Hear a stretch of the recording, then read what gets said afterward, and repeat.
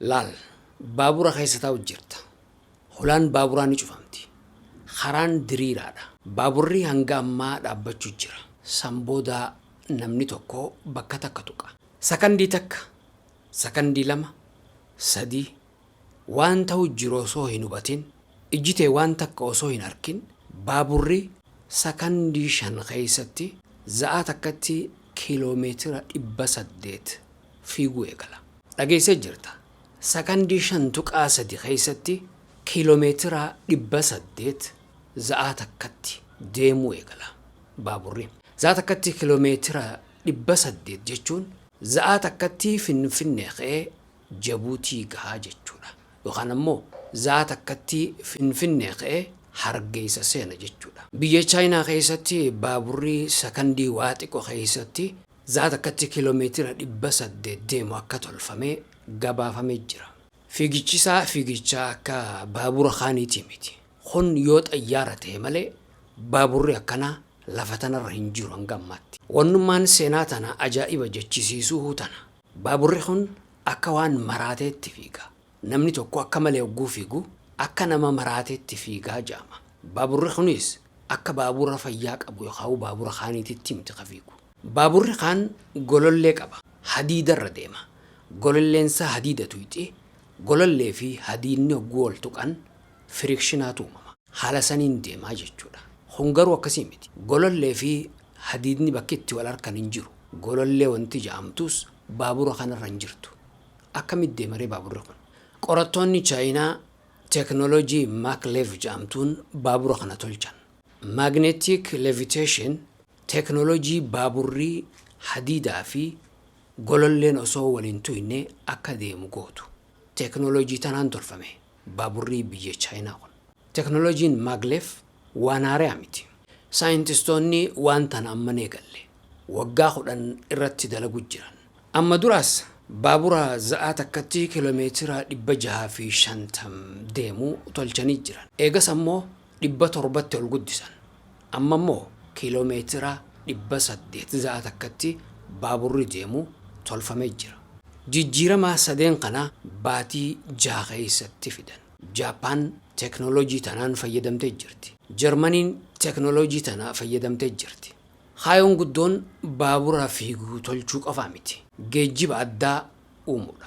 Chaayinaa Shaangaay keessatti teknoolojii Jarmaniitiin imaltoonni bobbahanii galu jiran. Teknoolojii tanaa fooyyessaa deemuun ittuma fufte. Teknoolojii ammaa tana tan kiiloomeetira 800 tanaan imaltoota magaalaa takkarraa fudhanii magaalaa takka geessuu miti wanni dalagame. Dubbiin guddoon teknoolojii tanaa akkamitti saffisiisuu dandeenyaadha.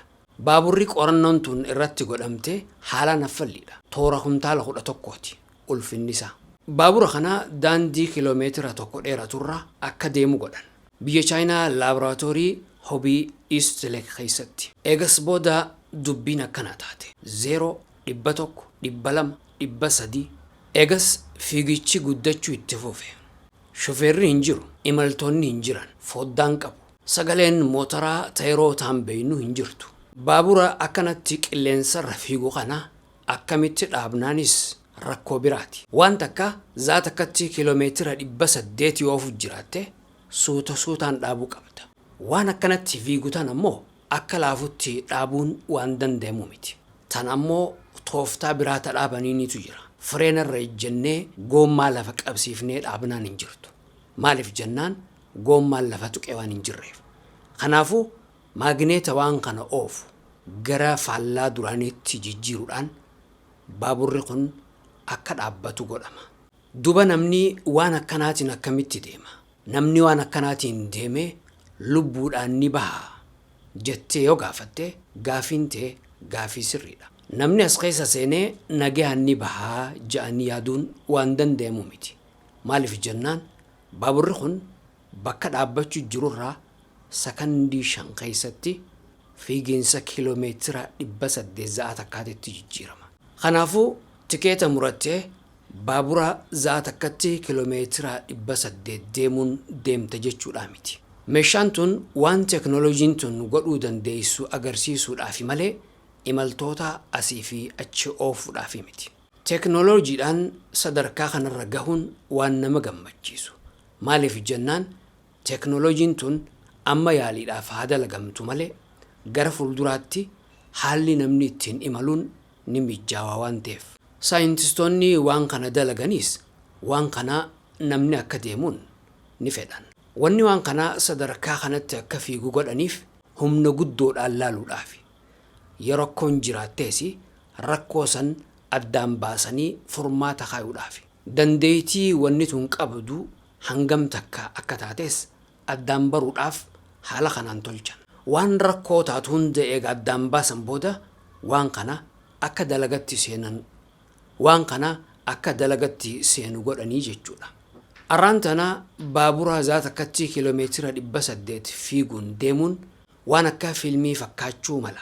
Garuu kana duraas zaata akkatti kiiloomeetira 100 lafarra deemuun akka waan hin yaadamneetti ilaalamaa ture. Namni xayyaaraan yoo deeme malee lafarra kiiloomeetira 100 ol zaata keessatti akkamitti deemuu danda'an gaafii sammuu namaa keessa turte. Amma yaadiga bakka baaburaa dhayxa tikeeta murattaa ol seentaa gatteessa samii keessa bararuun hin jiru, goblaan hin jiru, maagneeta qofaatu jira.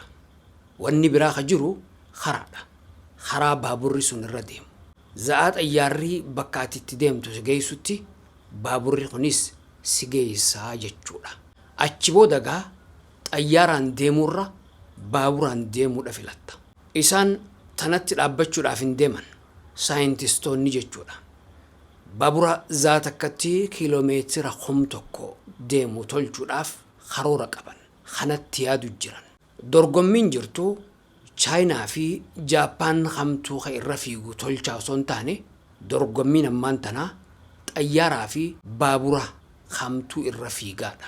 Kanaafuu dorgommiin biyyaa fi biyya jidduu hafteeti dorgommiin xayyaaraa fi baabura jidduu takka jettee eegalamu jirti jechuudha. Yaadigaa lafa hammam dheerattu takka xayyaara osoo hin yaabbatin jeettiidhaaf gaaza osoo hin qisaasin baabura duriinis karaarra osoo hin oolin bakka yaaddee gahuutu yaadamu jira.